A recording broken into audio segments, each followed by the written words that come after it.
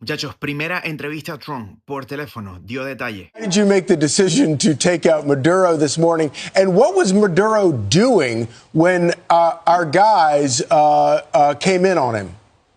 So we were going to do this 4 days ago, but the weather was not perfect. The weather has to be perfect. And we had just the perfect weather. We had, very good. A little bit few more clouds than we thought, but it was good. We waited 4 days. We were going to do this 4 days ago, 3 days ago, 2 days ago. And then all of a sudden it opened up and we said go.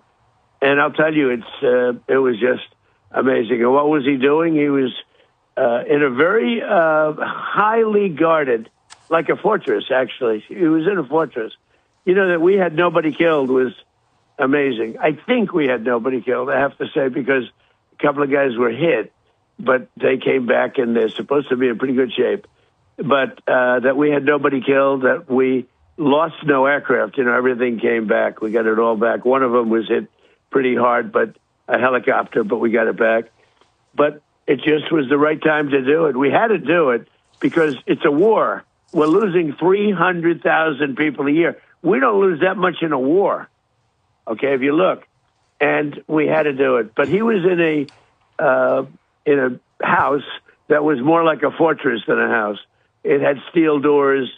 It had what they call a safety space where it's, solid steel all around. He didn't get that space closed.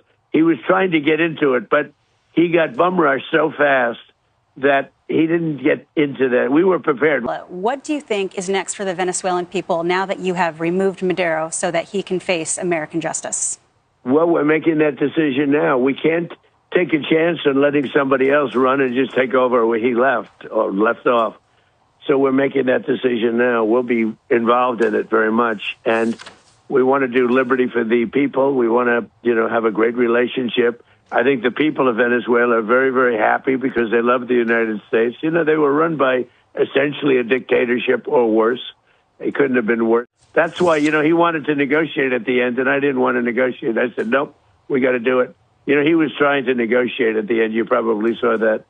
And trying hard to make a deal. And I said, this could have been a very foolish thing if it didn't work out. But I said, nope, we can't do it. What he did with drugs was bad.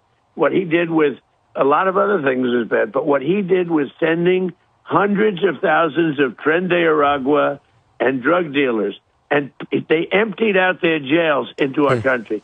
Wow, ¿escucharon eso? ¿Será que estoy soñando? Mierda.